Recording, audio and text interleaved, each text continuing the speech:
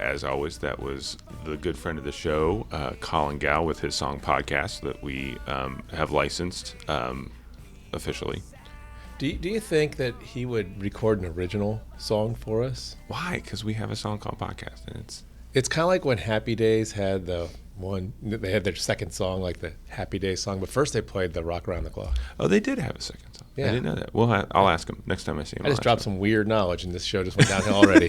So, I'm Steve Shoney. I'm the city manager for the city of Upper Arlington. I am joined by my... you can say it. Can I say it? You can say my it. sidekick. Oh, Darren Schulman. I'm the city attorney. And Steve, I have to give you credit. At the groundbreaking ceremony, you actually swallowed your pride and said co-host. And I was like, that took me aback. I was feeling very magnanimous. Yeah, you're like, it's a good day. I can be generous. I'm so cold. I just want to get out of here, so I'm not making any other jokes. We are recording this about a week and a half after we did the groundbreaking for the community center, which was a great event, but it was cold. It was really, really cold. So we do have a very special guest today. I'm excited. I'm really excited. So this is someone I'm looking forward to working with, but we started this podcast as a way to kind of, pretend like we're meeting somebody in the community kind of for the first time and sitting down and chatting with them and getting to know them.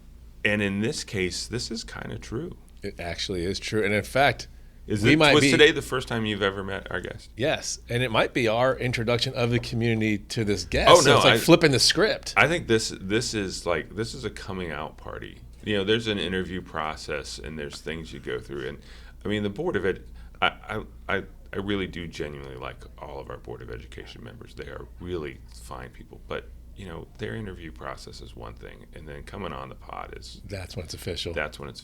If you by the way, is your contract such that you can't we back have to out? introduce who he is. I just want to make sure he doesn't leave after the show.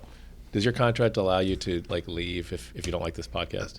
That was a footnote in the contract. Fair. So now we're good. You can. If you haven't figured it out, we are here with the incoming superintendent, Dr. Bob Hunt.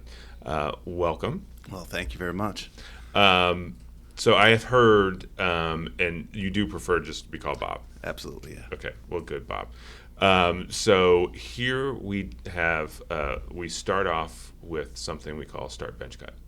These are like the appetizers, the warm up, kind of get you into it. This is our icebreaker. Yes, and are we going to do all three? Oh yeah, we're doing all three. I tell you what, with the lead in here, I am feeling more pressure than I did in the interviews with the Board of Education. You should, because this is we are the real tough interviewers. This is deep thought. So we're going to give you three things, and if you were putting together a sports team, which one do you start? Which one do you bench? And which one do you cut?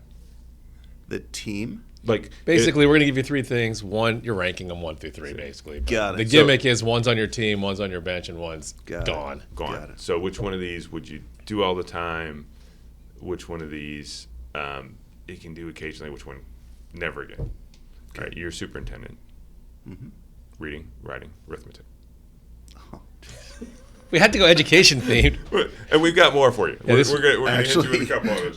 Ironically, it would be exactly in that order. I was a English major. Okay. Because I wanted to get as far away from math as possible. Okay. That's why I'm a lawyer. Yeah, that's right. So I love to read all the way through high school, through college. And, writing always has come pretty easy to me. But I was that kid in the back of the math class just struggling and hiding and hoping to God they wouldn't call on me. Okay. All right. That's good. Now, are you okay with us saying arithmetic to keep the R's there? Because I know it's technically arithmetic, right? He is, and you are. You're an educator. You're good with that? I'm good with it. I'm good. Okay. You're good. You're good with that's alliteration, right? Yeah. Okay. He's like a English teacher. I wanted to make We're sure. getting graded. Right. Yeah. That was the warm up to the warm up. That was the warm up. So which one should I do first? Let's do that one last because that one can make you mad. All right. So you said on your profile that you are a country music fan. Absolutely. Songs about the dog dying, songs about the truck dying, or songs about your sweetheart leaving? Are we still doing the? Which one do you like to listen to the most? Second, which one would you never listen to? Now we're exposing our lack of knowledge about country music. Neither of us know anything. This is easy. Neither of us know anything about country music. Sweetheart leaving. Got to talk about the truck, and I don't want to talk about my dog dying ever. So he's gone. Ever. That's a great response. Okay, and you're from Northeast Ohio, right? I am, yeah. Browns fan? Absolutely. Okay. Is there another? Is there another one of these things, or Is there another type of fan? Oh, I mean, there's happy sane. ones. Yeah. Satisfied with their lives. Fair. Less anger. both of us grew up in Southwest Ohio and are Bengals fans. So Yeah, so we can cut this off now. no. No, All this right. is a good question, though. We're not going to make fun of you. We're just going to ask you your opinion. We're about going to the- ask you like the Mount Rushmore. the Mount Rushmore of the Browns. Have drafted a lot of number one, have had a lot of number one draft I do picks. not like where this is going. So Tim Couch, Johnny Manziel, Baker Mayfield, all their number one overall quarterback picks. I have to keep one? Yeah, that's the problem. You have to start one, you have to bench one, and you get to get rid of one. Well, start Tim Couch for sure.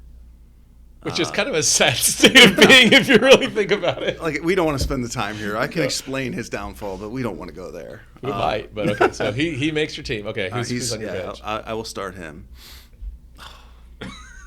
See, now you're in a box. It's terrible. Because, it's a terrible box to be in. Would Baker be satisfied as being a bench player? He's See, going to mess up your whole team. And this is so. I will go Baker. I'll keep him on the bench, and I'll get rid of Johnny Manziel. Okay. I can. Just as a human being. And I Just may put myself in if Tim Couch goes down, if that's allowed. I mean, I guess we could let you cut two people. No one's ever asked to cut all three, I guess, but No, that's the whole point. Is you can't cut all three. they've all been cut. It's real life. Or broken. So can I assume, to take it to a happier place, that Bernie Kosar is your favorite quarterback of all time? Absolutely. Now, Brian Sipe is there too, but Okay. I was very, very young. Bernie's kind of like the quarterback I remember. Yeah. Was he actually good or just not bad? I mean, he was pretty decent, wasn't he? Yeah, it was good. Yeah. I was younger. I mean, we were Boomer Esiason fans. He sent multiple teams to the Super Bowl. Oh my gosh, the brilliance of that remark, I literally almost spit out water out of my mouth. If only we had a camera on right now. That was good. Well played. That spitting noise was genuinely, I think, stuff coming out of Darren's nose. My brain acted, I was like, no, he did. Yes, he did. Yeah, that was good. That was almost hand grenade kind of funny. Yeah, Just wait. had to go. So, well, good. So, welcome. This is your official welcome to Upper Arlington. Well, thank you. Appreciate that. Welcome to the community. So, why on earth would you want to become a superintendent? I mean, it sounds, especially in today's environment, Yeah. like a really tough job. And I had a great relationship with your predecessor, Paul. Really, he had been here for a while. I've been on the job for 3.5 years. Darren's been 2.5 now. 2.5. Year after you. And Paul had been on, it felt like 50 by the time I got here, but it was really like 7 or 8. And he really kind of talked to me about the community. We had a great relationship. But I used to, one of my standard jokes when I would have to share a stage with Paul was, at the end of the day, I, say thanks for my wife and for my kids and for all the blessings that I have and for not calling me to be a school superintendent because this job is hard enough. Where does the passion for this come from for you? Yeah, so first of all, I have a tremendous amount of respect for Upper Arlington, the school district, and Paul. That's a little bit about the why, but why originally? First of all, it wasn't like this when I started, right?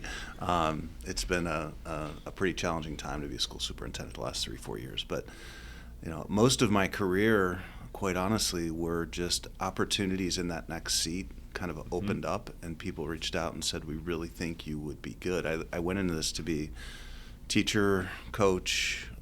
Really, it was those type of people in my life that redirected me when I needed to and motivated me. And I thought, if I could have that kind of impact on young people, that's a content life.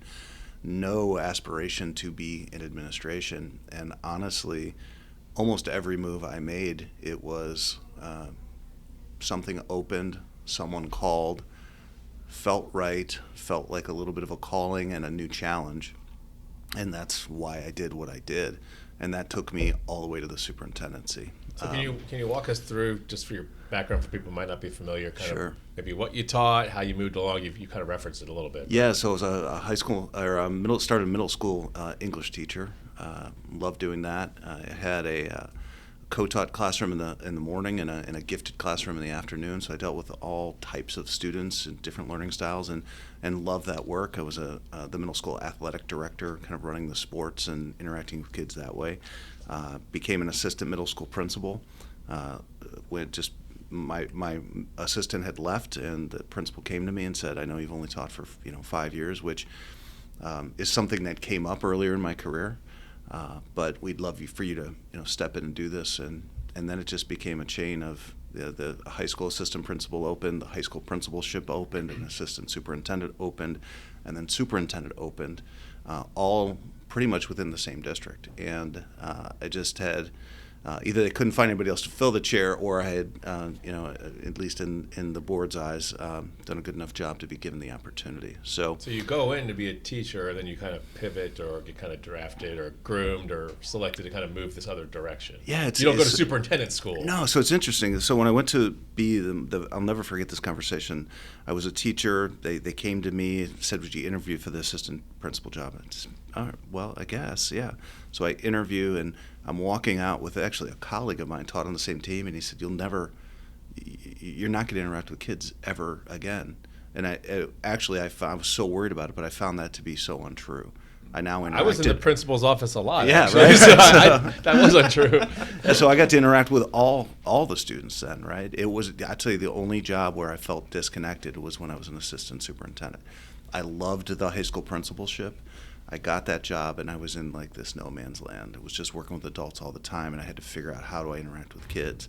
And I actually was thinking, maybe I need to go back to be a high school principal, or then the superintendency opened, and now I have the ability and flexibility to create times and opportunities to interact with kids. So how do you do that as a superintendent? I mean, how do you work? Where are those spaces that you work that in to talk to the kids and work with the kids? Yeah, so you have to make it a priority, and it's funny. I had this conversation yesterday. You need to schedule in time to be in buildings and be present for kids and for staff. So it's making that a priority and making that time happen. And then it's amazing that we talk about what we should do in education all the time, and we don't talk to students about their experience very much. So I try to create spaces in structure time in which I'm interacting with kids. So in my prior district, I would actually have a superintendent advisory committee. And I would go to them and I would say, here's what we're thinking about, here's what we're working on, tell me about how things are going. Sometimes I wouldn't even bring an agenda and just say, tell me about your experience, what's going well. And then when we're trying to research or understand what we should do next, they need to have a seat at the table. And it's not this, well, you can't just have kids drive the district. No, you can, but you can certainly understand the experience and how they're perceiving things, interacting with what you're offering a great deal through those conversations, and they're really powerful. If you want to understand how the school district is doing, sit down with your kids. Do you find, obviously you haven't started this process here yet, but in your prior jobs, do the kids' answers change from year to year, or is it kind of like you see sort of the same themes every new crop of kids that come through?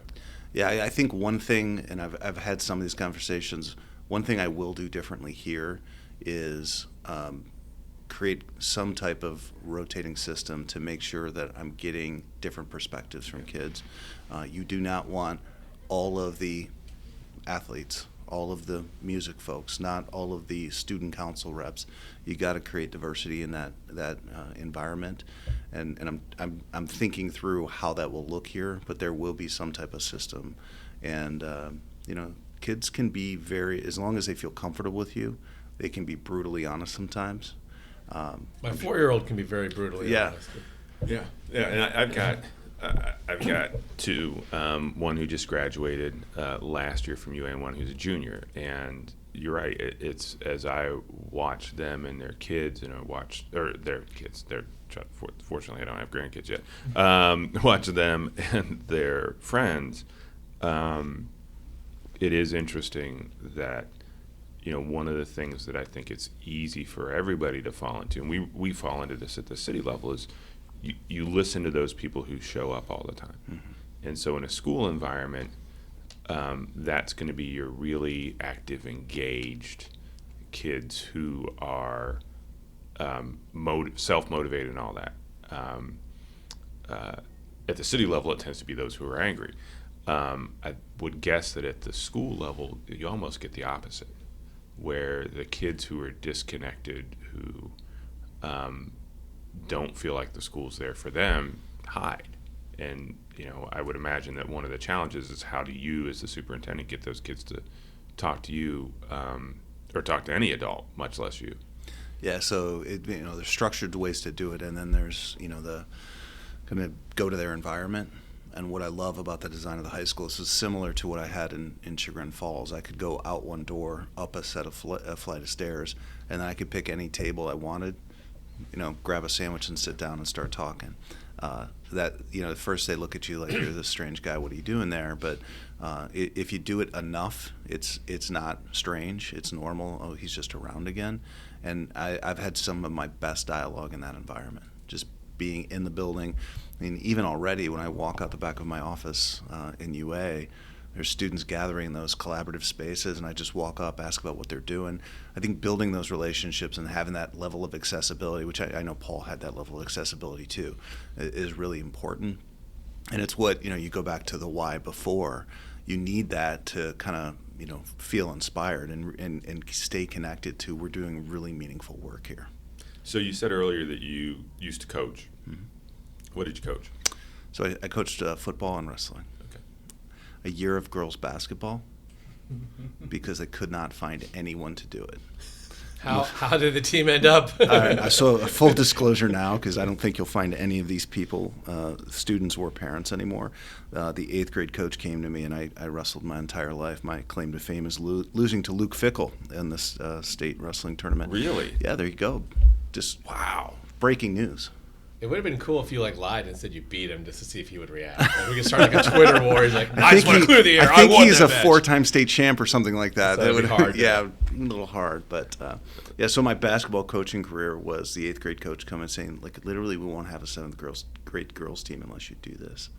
And I'm like, I know nothing, literally nothing about basketball. He's like, we'll practice together. Well, that was great. I fell for it. And then I realized the teams went opposite places for games. Oh. Yeah, so first game, there's a first foul on a story. I'm yelling at the ref, why isn't she shooting?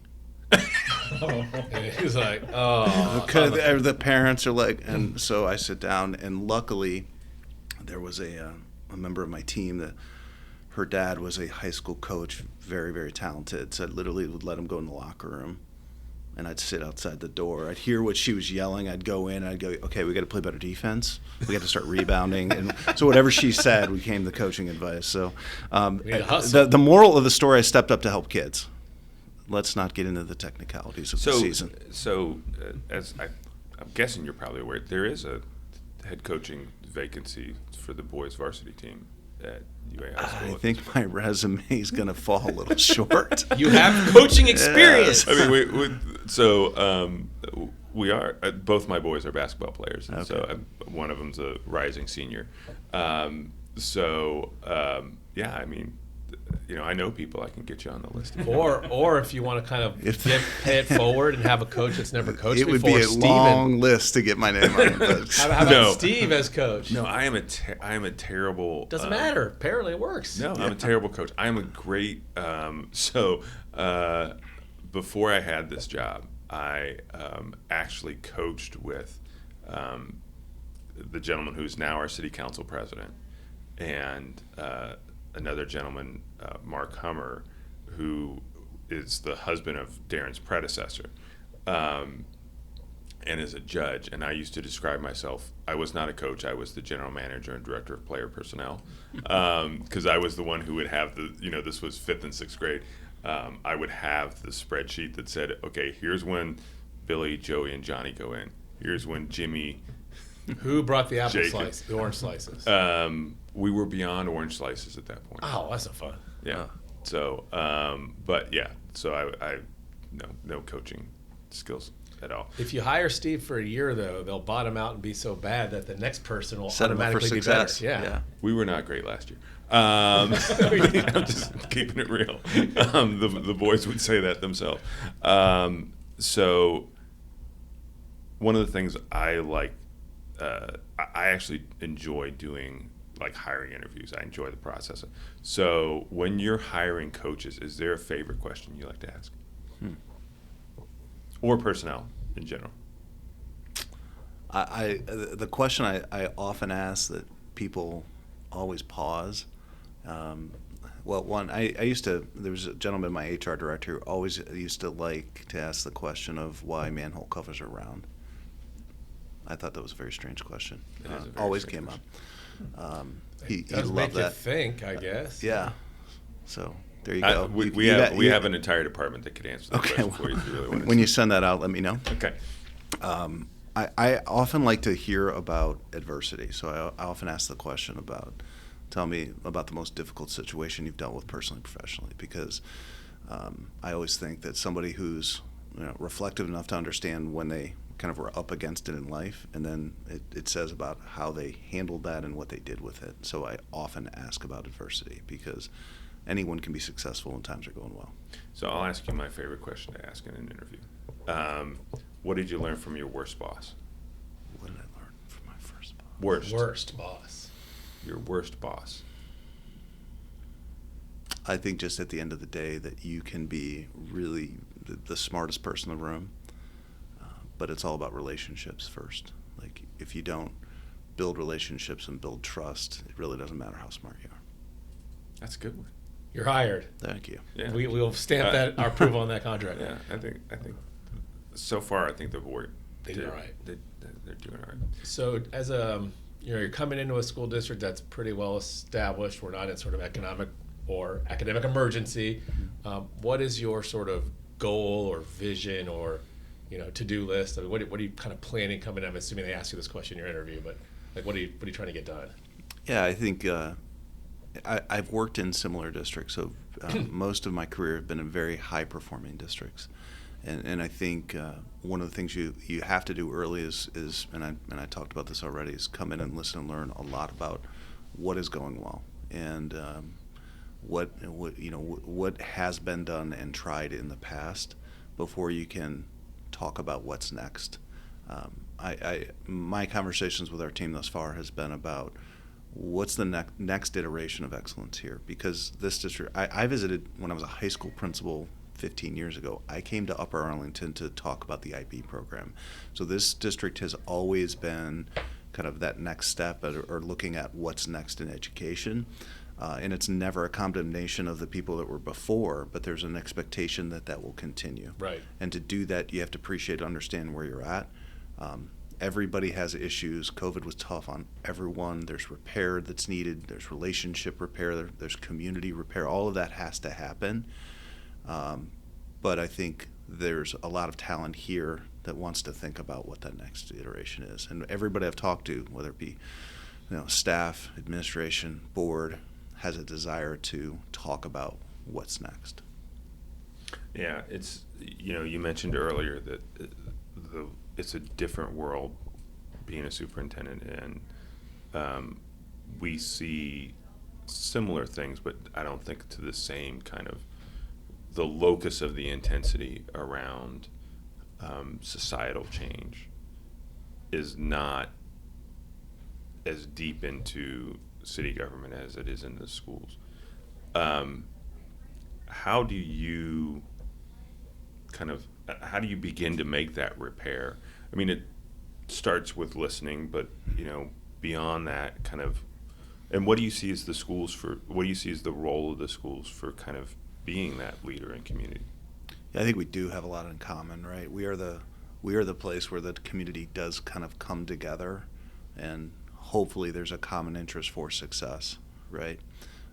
I think the school has to be a reflection of the community, and when you talk about the divisive times, that was a reality, at least where I was at. I mean, what was happening in our board meetings and the intensity around it was a reflection of how our community felt during those times. I hope, when I took my job in Barrington, Illinois, I thought we were through COVID. I was so wrong. It was like chapter 1 is over and chapter 2 is a zinger, right? I hope we're starting to get the other side of that animosity, regardless of what side of that you were on. And I think within the district right now, there's a lot of opportunity to bring people together. We're coming off of a very successful strategic plan. Those buildings that have been done are just beautiful and amazing. So let's open up the doors. Let's come together. Let's have a conversation about what this next phase will look like. And I think our responsibility as a school is to bring people together. Sometimes the discourse now has changed. Yeah. And we're going to have to model how we're going to treat each other. I'm not sure if that resonates here or not, but I think that's part of our role as community leaders. But the opportunity to bring people together, focus on something positive, like what's next for us, and then making that happen, that success will bring people back together. We talk a lot about the role that we have in terms of modeling, and I think that was a good term that you used in that, for us, we try and say, look, we want Upper Arlington to be a place where everybody who is willing to welcome everybody is welcome. That's a lot of using the same word, but look, if you're willing to accept people who come as they are, then we're willing to accept you. Yeah. And I think we try culturally within our organization, I see the same thing in the schools, is being really, really focused on modeling that and saying,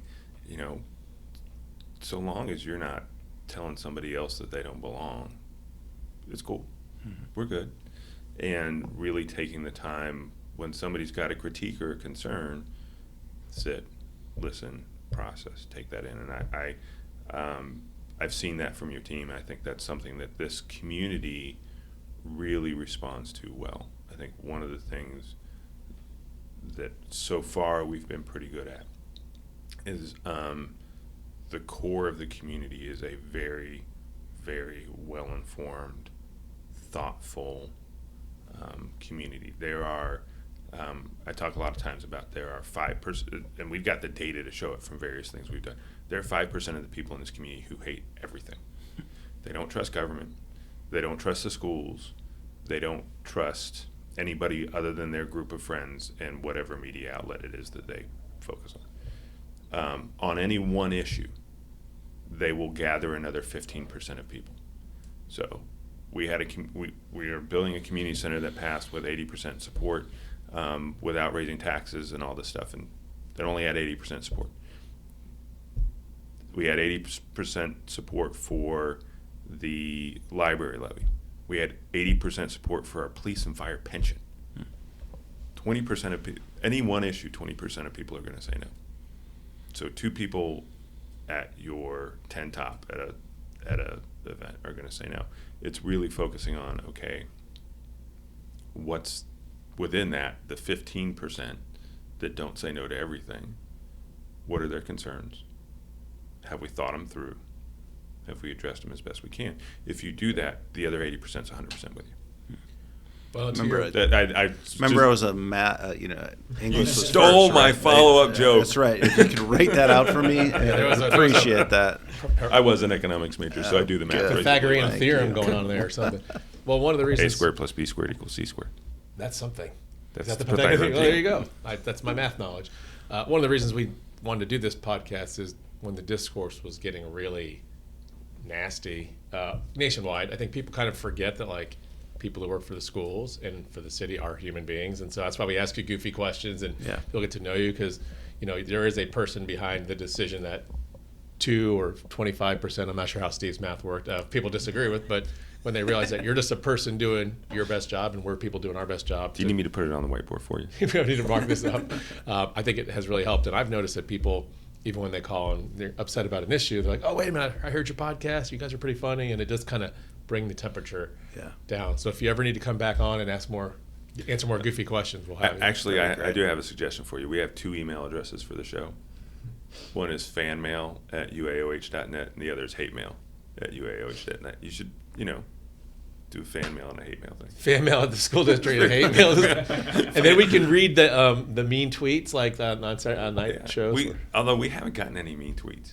No, I'm saying if the school got some, we could. Well, yeah, they would. I'm sure they would get. You'd get some mean tweets, I assume. Have you seen that bit on late night TV? I've got plenty.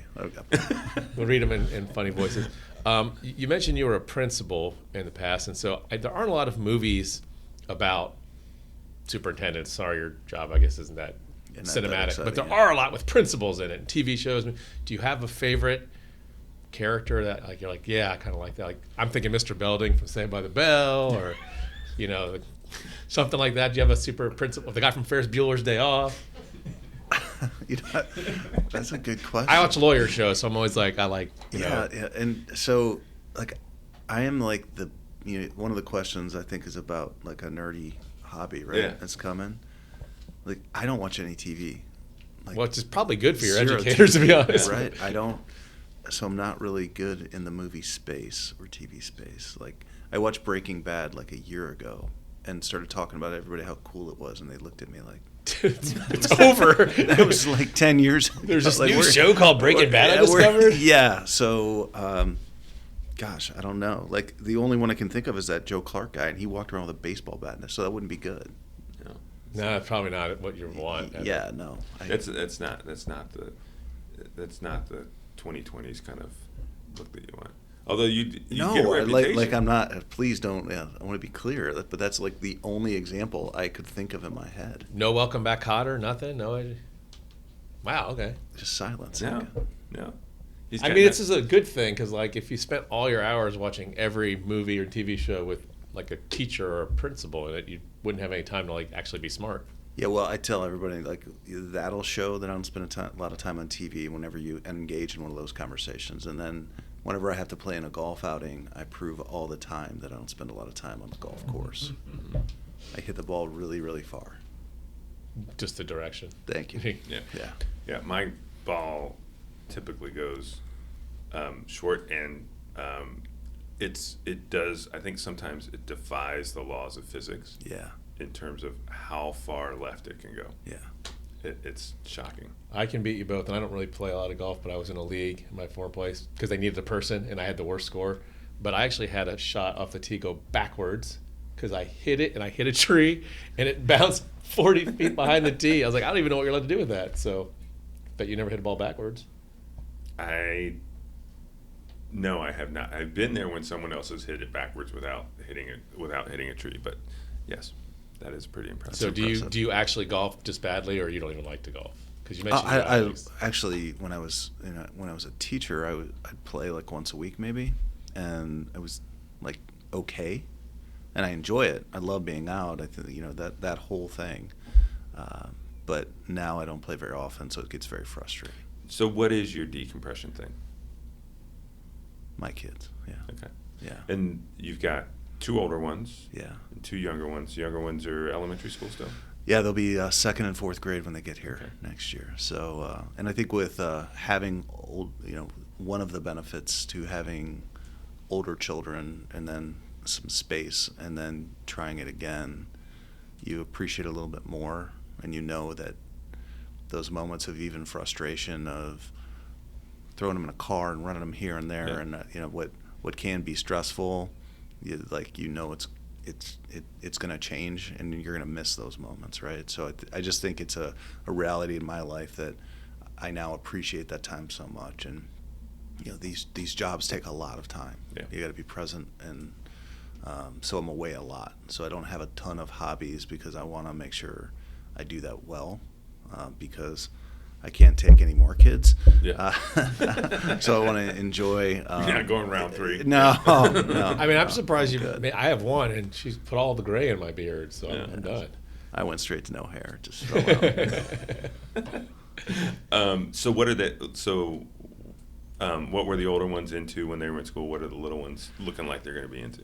So my oldest daughter is she was a soccer player all the way through. Okay. Like we paid for all that travel. We were all over the place, and just about that time we were going to college showcases. And her junior year, she said, I really don't want to play in college. Yeah. I was like, oh, okay. But I always think of like when I think of memories with her, it's always those weekends we were away, and there's value there, right? So she loves soccer. My oldest son was a runner. Okay. I don't know where he got the genes, but was a pretty competitive runner. Ran in the state cross country meet a few times, and so that was his sport. The two younger ones, my daughter, so my wife is a proud Youngstown Penguin. Okay. Hall of Fame basketball player. Really? Oh. Yeah. Jim Trussell was her AD, so she knows Jim Trussell, and definitely the athletic genes, on her side, right? So my daughter is built exactly like her. She's got these long legs, can run like a deer, but she wants nothing. Yeah, she's nothing to do with basketball. So that's my wife's trying to process that all, right. But so Emmy loves soccer right now, so she's into that. And Hawk is our youngest, and Hawk was he's kind of our amazing one. He was diagnosed with cancer when he was a baby, so he was in the hospital, and got this whole story there. But the kid I want to play like golf, like please, I've seen enough pain in your life from all the chemo and everything else. He just loves contact, like football, soccer. You put whatever sport out there, he wants to do it. He wants to be the best. I apparently have to put a lacrosse stick in his hand. I was going to go there. That's a thing here. Apparently, it's a big thing, and I love Coach Buttermore, but I'm telling you, around here, and the lacrosse and the football programs get along really well together. There's a lot of crossover, and it's I still to this day get mad at my 17-year-old that he put down his lacrosse stick in 8th grade. Yeah. That was a COVID casualty. He had to make the choice then, and it was hard. The other thing is if you're desperately if your wife really wants to get your daughter, and if you want to really get your daughter into basketball, we do have a member of the Upper Arlington girls basketball coaching staff who has been on the podcast. Oh yeah. Who is Hall of Famer. 4 of our gold medals that we mentioned when you walked in. Naismith Hall of Fame. Katie Smith. Oh wow. Is an assistant coach on your varsity girls basketball team. It's got decent person to have on your bench. Yeah. And she's an assistant coach in the WNBA. Yeah, no, she's like a legit coach too. So that's her side gig from being the assistant girls varsity coach here, and she's fantastic. Wow.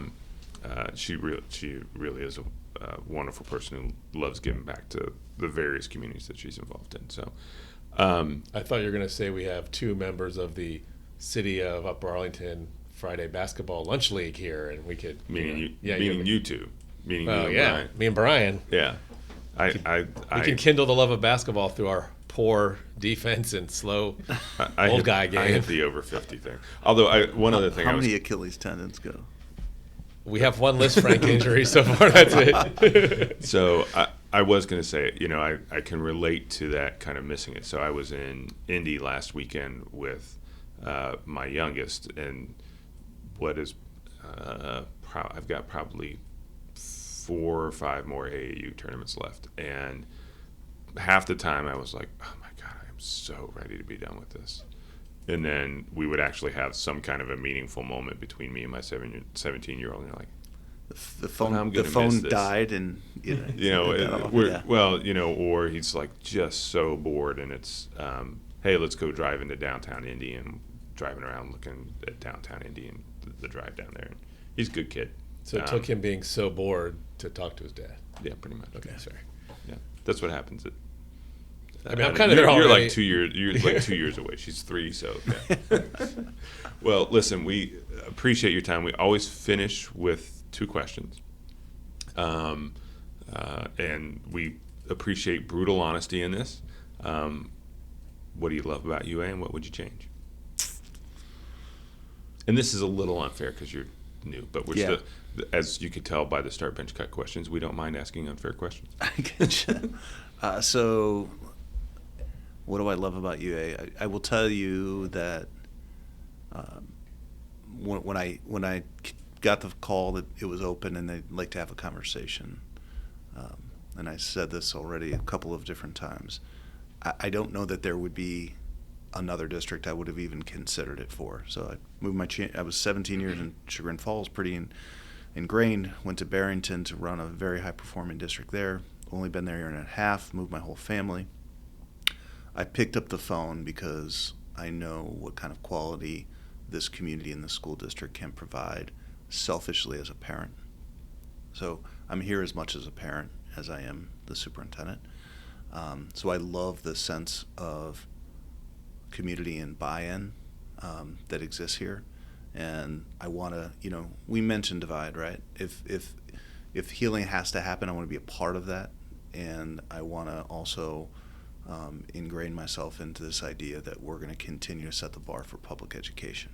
And I'm at a point in my career where I'm 8 or 10 years left, and I have kind of one great run in me, and I think this provides me every opportunity to do that. So that's what I love about UA. And I covered all kinds of things there, so I didn't answer your question. But No, that's an answer. Yeah, that's good. So second, one thing I could change. I mean, you were talking about before we got on some difficulties you're having. So one thing I would what do you change. love? What would you change? I would change the price of homes Yes. immediately, like right now, because I cannot get a home. I'm gonna be living in an apartment somewhere if I can't find a home. So if you're listening, fans of the show, and you want to sell your house, we have a buyer right That's here. Well, hopefully he's got one by the time this airs. And who knows, maybe it'll be right down the street from me. Yeah.